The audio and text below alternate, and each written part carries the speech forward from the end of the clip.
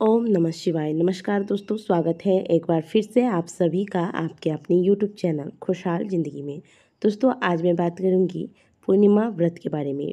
पूर्णिमा कोई साधारण दिन नहीं है, यह अपने आप में बहुत विशेष दिन है। इस दिन क्या करना चाहिए, क्या नहीं करना चाहिए, कौन सी महत्वपूर्ण चीज़ों का आज के दिन आपको ध्यान रखना चाहिए, वैशाख महीने में पड़ने वाले पूर्णिमा की संपूर्ण जानकारी आज के वीडियो में आपको प्राप्त होगी। साल में जितनी भी पूर्णिमा तिथि पड़ते हैं, ये सभी पूर्णिमा अपने आप में विशेष है और बहुत ही महत्वपूर्ण तथा पवित्र है। पुराने समय से ही पूर्णिमा तिथि पर वर्षों पुराना नियम कई लोगों ने अपनाया हुआ है कि पूर्णिमा तिथि पर स्नान करना है, दान करना है तथा सत्यनारायण भगवान के कथा का आयोजन करना है। ये दोनों चीज़ें अपने आप में बहुत बड़ा उपाय है, बाकी चीज़ें आप करें या ना करें। लेकिन समय के साथ साथ बहुत कुछ अब बदल चुका है। ऐसे में ना तो अब लोग पवित्र नदियों में जाकर प्रति पूर्णिमा तिथि को डुबकी लगा सकते हैं और ना ही प्रत्येक पूर्णिमा तिथि पर लोग सत्यनारायण की कथा का आयोजन करवा पा रहे हैं। तो ऐसे में अभी बदलते समय को देखते हुए पूर्णिमा तिथि पर आपको क्या करना चाहिए तथा कैसे करना चाहिए।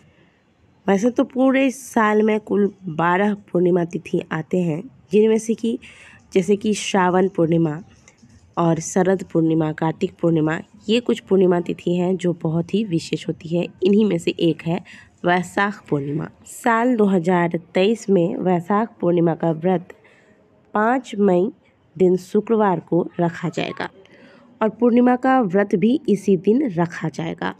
इसी दिन साल का पहला उपछाया चंद्र ग्रहण भी लगने वाला है।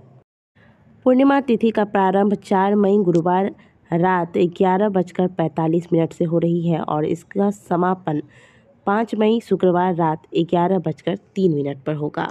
ऐसे में 5 मई शुक्रवार के दिन ही पूर्णिमा का व्रत रखा जाएगा तथा इसी दिन स्नान, दान, सत्यनारायण भगवान के कथा का आयोजन इत्यादि किया जाएगा। और जो लोग पीपल पूजा करते हैं वो भी शुक्रवार को ही यानी कि 5 मई को ही पीपल पूजा भी करेंगे, क्योंकि इसी दिन आपको उदया तिथि की भी प्राप्ति हो रही है। वैशाख महीने की पूर्णिमा बहुत ही खास होती है, इसलिए इस दिन यदि आपने पूरे वैशाख महीने में कुछ नहीं किया, कोई भी नियम पालन नहीं किए हैं, तो कम से कम वैशाख के दिन प्रातःकाल जल्दी जागिए।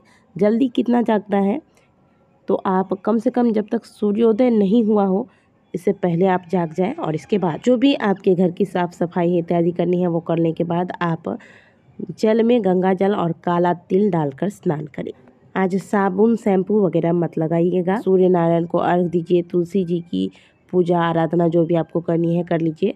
अब आपको है जो घर की पूजा होती है वो पूजा कर लेनी है। घर की पूजा में विशेष में क्या करना है, यदि आपके पास श्री हरि विष्णु की कोई मूर्ति है तो आप, या फिर शालिग्राम रखा है आपने, या आपके पास लड्डू गोपाल जी है, तो इनको आप शुद्ध जल में गंगा जल मिलाकर शंख में यह जल भर के फिर आप इसी जल में तुलसी पत्ते डालकर इस जल से स्नान कराएं। फिर आज के दिन भगवान को पीले वस्त्र धारण करवाएं, पीले अक्षत, पीले चंदन, पीले पुष्प, पीली मिठाई, पीले फल इत्यादि द्वारा भगवान की पूजा आराधना करें। जो भी आप भोग लगाएंगे इसमें तुलसी अवश्य रखिएगा। साथ में माता लक्ष्मी की भी आज के दिन आराधना करें। माता लक्ष्मी को लाल पुष्प, एक बिल्वपत्र अगर मिल जाए तो आप अर्पित करें। अगर प्रत्येक शुक्रवार को आप माता लक्ष्मी को एक बेलपत्र अर्पित करना आरंभ कर देते हैं तो इससे माता की विशेष कृपा आपको प्राप्त होती है। तो प्रत्येक शुक्रवार को अगर नहीं कर सकते तो कम से कम इस बार की जो पूर्णिमा तिथि है वह शुक्रवार के दिन पड़ रही है। बहुत ही सुंदर दिन है, क्योंकि यह तिथि और दिन दोनों ही माता लक्ष्मी को समर्पित है।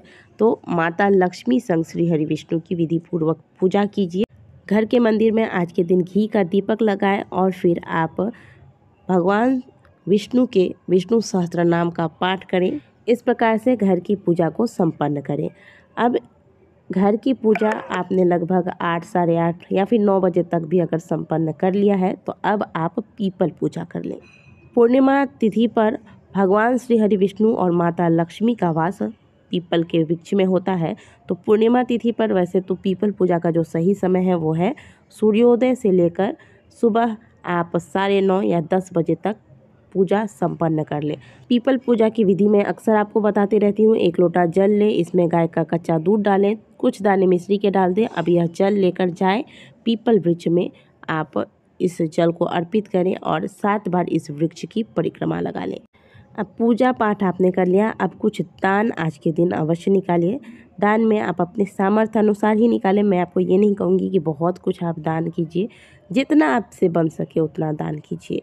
जैसे कि आप क्या करें, एक आप बड़ा सा पात्र ले लें, एक थाली, और इसमें आप जैसे 2 मुट्ठी, 3 मुट्ठी, 4 मुट्ठी जितना आपके सामर्थ्य में हो चावल निकाल लीजिए, थोड़े से दाल निकाल लीजिए, थोड़ा सा आप नमक, अगर छोटा पैकेट की व्यवस्था कर सकते हैं तो नमक रख लीजिए, और कच्ची सब्जियां, कहने का मतलब है जिसे हम सीधा कहते हैं, वो आपको निकाल लेना है। एक ब्राह्मण के खाने योग्य कच्चा अनाज, सब्जी इत्यादि निकाल कर आपको दान करना है आज के दिन। वैसे तो ब्राह्मण भोज कराया जाता है, लेकिन ब्राह्मण भोज अगर नहीं करा सकते हैं तो इस प्रकार से आपको ब्राह्मण के निमित्त निकाल कर रख देना है, और ब्राह्मण देव को ये चीज़ें आप पहुंचा दें।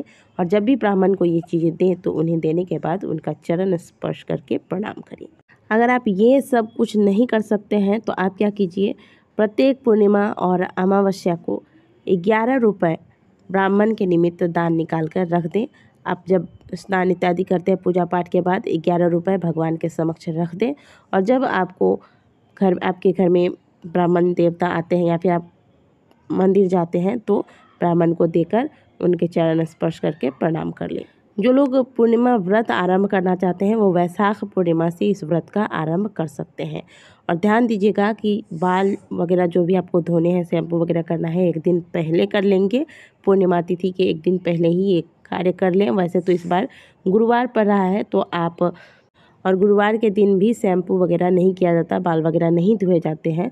और पूर्णिमा तिथि पर खास करके सुहागिन महिलाएं इस बात का ध्यान रखें कि बाल नहीं धोना है और ना ही आपको बालों में कंघी करनी है। लेकिन जिनको घर से बाहर जाना है उन्हें तो कंघी करना ही है, तो ध्यान रखिएगा कि ज़्यादा कंघी आज के दिन नहीं करना चाहिए। मान्यता है कि अगर बार बार कंघी किया जाए तो इससे जो है महिलाओं के बाल, इससे महिलाओं के सौभाग्य जो है वह घटता है, इसीलिए ये कार्य नहीं करना चाहिए। आज पूर्णिमा तिथि पर भूल से भी घर में मांस, मदिरा इत्यादि का सेवन ना करें, और जो विधि बताई गई है इस विधि से घर में पूजा पाठ, दान इत्यादि करें। भगवान श्री हरि विष्णु संग माता लक्ष्मी की कृपा सदैव आप पर बनी रहेगी।